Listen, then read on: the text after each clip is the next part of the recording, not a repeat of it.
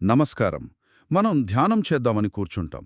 కానీ ఆ మొదటి 5 నిమిషాల్లోనే మనసు ఎక్కడికో ప్రయాణిస్తుంటుంది. అవును, ఈరోజేం వండాలి అనే దగ్గర్నుంచి ఆఫీసులో ఏం జరిగిందో అన్నీ గుర్తొస్తాయి. ఈ సమస్య మనందరిది కదా. నిజమే. అయితే ఈరోజు మన దగ్గరున్న ఈ మూల గ్రంథాలు సరిగ్గా ఈ సమస్యకి ఒక పరిష్కారాన్ని చూపిస్తున్నాయి. ఆ ఏమిటది? మీ ప్రయాణాన్ని శరీరంతో మొదలుపెట్టండి అని. శరీరంతో? ఆసక్తికరంగా ఉంది. ఎందుకంటే మనస్సు గతాన్ని భవిష్యత్తును చుట్టి వస్తుంటే శరీరం మాత్రం ఎప్పుడూ వర్తమానంలోనే ఉంటుంది. కరెక్ట్. అది మనకు అందుబాటులో ఉన్న అత్యంత స్పష్టమైన అనుభవం. సరిగ్గా. అందుకే దీన్ని ఒక లంగరు అంటే ఒక యాంకర్లాగా వాడుకోమని ఈ గ్రంథాలు సూచిస్తున్నాయి. సరే, దీన్ని కాస్త లోతుగా చూద్దాం. అసలు శరీరంపై దృష్టి పెట్టడం ద్వారా ఆ చెదిరిన మనసును ఎలా నిలపగలం? మీరు చెప్పింది చాలా ముఖ్యమైన విషయం. శరీరం ఒక లంగర్ లాంటిది.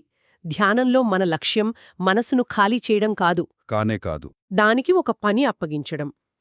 శరీరంపై ధ్యానం అంటే నిరంతరం చెదిరిపోయే మనస్సును ఒకే విషయం మీద స్థిరంగా నిలపగల నైపుణ్యాన్ని పెంపొందించుకోవడం. ఒక నైపుణ్యం. అవును. ప్రారంభంలో మనసు ఒకచోట నిలవదు, అది దాని స్వభావం. అలా పక్కకు వెళ్లిన ప్రతిసారీ దాన్ని సున్నితంగా ఎలాంటి విమర్శ లేకుండా మళ్లీ వెనక్కి తీసుకురావాలి. మనం ఎంచుకున్న ఆధారం మీదకు, ఉదాహరణకు శ్వాస మీదకు. సరిగ్గాదే. దాన్నే సాధన అంటారు. అలా పదే పదే చేస్తూ ఉంటే మనస్సు నెమ్మదిగా ఒకచోట నిలబడటం అలవాటు చేసుకుంటుంది. అంటే ఇది కండరాలకు శిక్షణ ఇచ్చినట్టే మనసుకు శిక్షణ ఇవ్వడమన్నమాట. ఖచ్చితంగా. చాలా ఆసక్తికరంగా ఉంది. ఈ పురాతన గ్రంథాలు సతిపట్టాన లేదా ధ్యానానికి 4 పునాదుల గురించి మాట్లాడుతున్నాయి. అందులో శరీరం మొదటిది అన్నారు, మరి మిగతా 3? అవును, ధ్యానానికి 4 పునాదులున్నాయి. శరీరం అంటే కాయ, అనుభూతులు అంటే వేదన, మనస్సు అంటే చిత్త, మరియు మానసిక వస్తువులు అంటే ధమ్మ. కాయ, వేదన, చిత్త, ధమ్మ. మరి వీటన్నింటినీ మనం సాధన చేయాలా? ఇక్కడే ఒక ఆశ్చర్యకరమైన విషయముంది. ఈ ఉపదేశాల సారాంశం ప్రకారం ఈ 4ంటిలో ఏ ఒక్కదానిలో నైపుణ్యం సాధించినా మిగతా 3ంటిలో కూడా సహజంగానే నైపుణ్యం వస్తుంది. అలాగా? అంటే అన్నింటినీ ఒకేసారి నేర్చుకోవాల్సిన అవసరం లేదన్నమాట. అస్సలు లేదు. అందుకే జ్ఞానోదయం పొందటానికి ఒక్క పునాదిపై సాధన చేసినా సరిపోతుందని అంటారు. అద్భుతం. ఇది వినడానికి చాలా ఉపశమనంగా ఉంది. సరే, కేవలం మొదటి పునాది అయిన శరీరంపై దృష్టి పెడితే మహాసతి పట్టానసుత్త అనే ఒక ముఖ్యమైన ఉపదేశంలో దీనికి 14 రకాల పద్ధతులున్నాయట. 14? అవును, 14. కాని ఆ సంఖ్య చూసి కంగారు పడాల్సిన అవసరం లేదు. సరే. వాటిని కొన్ని విభాగాలుగా చూస్తే సులభంగా అర్థమవుతుంది. మొదటి విభాగం చాలా ప్రాథమికమైనది. అందులో మొదటిది ఆనాపానసతి. అంటే శ్వాసను గమనించడం కదా? అవును. లోపలికి వెళ్లే గాలి, బయటకు వచ్చే గాలి, దాని సహజమైన లయను గమనించడమే. దాన్ని నియంత్రించడానికి ప్రయత్నించకూడదు, కేవలం గమనించడం. అంతే. ఇక ఇదే విభాగంలో రెండవ పద్ధతి శరీర భంగిమలు. భంగిమలా? మనం నడుస్తున్నప్పుడు నేను నడుస్తున్నాను అని, నిలబడినప్పుడు నేను నిలబడ్డాను అని, ఆ భంగిమ పట్ల పూర్తి స్పృహతో ఉండటం. నిజమే. ఇప్పుడు మీరు చెబుతుంటే నేను ఎలా కూర్చున్నానో నాకే స్పృహ వచ్చింది. అంటే ధ్యానమంటే కేవలం కళ్ళు మూసుకుని కూర్చోవడమే కాదు.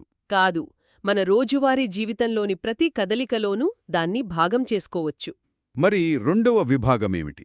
రెండవ విభాగం సరిగ్గా దాని గురించే, దైనందిన చర్యలలో స్పృహ. దీనికి సంపజ్ఞ లేదా స్పష్టమైన అవగాహన అని పేరు.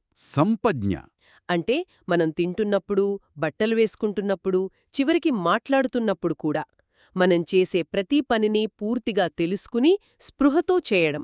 ఇది వినడానికి సులభంగానే ఉన్నా ఆచరణలో చాలా కష్టం. ఎందుకంటే మనమంతా మల్టీటాస్కింగ్ యుగంలో ఉన్నాం. భోజనం చేస్తూ ఫోన్ చూడటం, నడుస్తూ ఏదో ఆలోచించటం. అవును, అందుకే ఇది అంత శక్తివంతమైనది.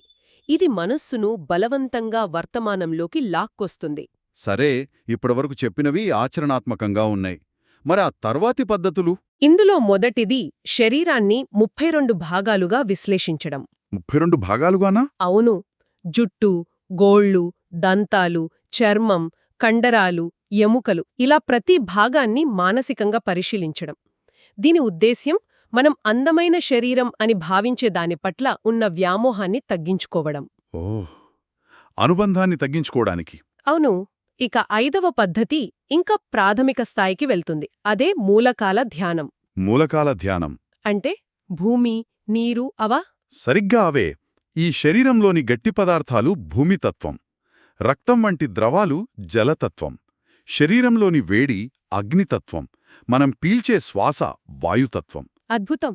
మనం నేను, నాది అని పట్టుకున్న ఈ శరీరం ప్రకృతి నుండి అరువు తెచ్చుకున్న ఈ 4 మూలకాల తాత్కాలిక కలయిక మాత్రమేనని లోతుగా అర్థం చేసుకోవడం. ఈ సారూప్యత చాలా శక్తివంతంగా ఉంది.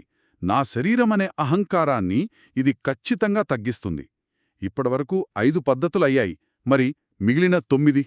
చివరి 9 పద్ధతులు ఒకే విభాగానికి చెందినవి. అవి కాస్త తీవ్రమైనవి. తీవ్రమైనవా? వాటిని శ్మశాన ధ్యానాలు అంటారు. ఒక్క నిమిషం. శ్మశాన ధ్యానాలా? వామ్మో, వినడానికే చాలా తీవ్రంగా, కాస్త భయంగా కూడా ఉంది. అసలు దీని ఉద్దేశ్యమేమిటి? మంచి ప్రశ్న. దీని ఉద్దేశ్యం భయపెట్టడం కాదు.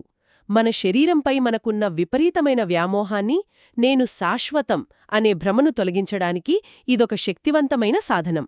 భ్రమను తొలగించడానికా? అవును.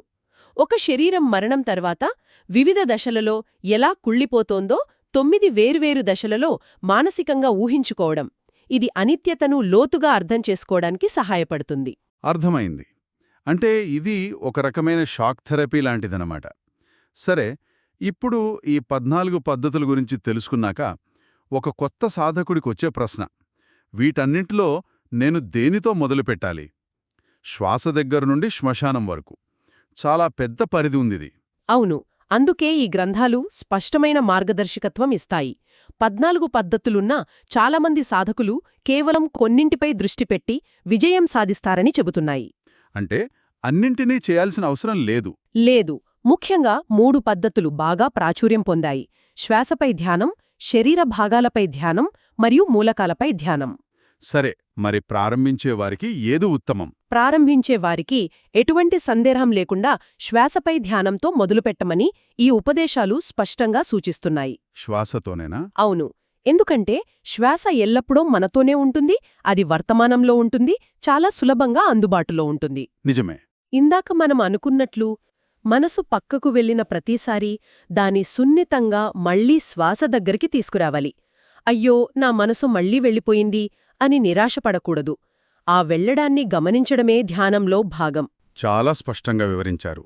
అంటే ఈరోజు మన చర్చ సారాంశం ఏమిటంటే, ధ్యానం మొదలుపెట్టాలనుకునేవారికి శరీరం ఒక స్పష్టమైన ఆధారం. అవును. మనసు పక్కకు వెళ్లడం సహజం, దాన్ని మళ్లీ మళ్లీ వెనక్కి తీసుకురావడమే సాధన.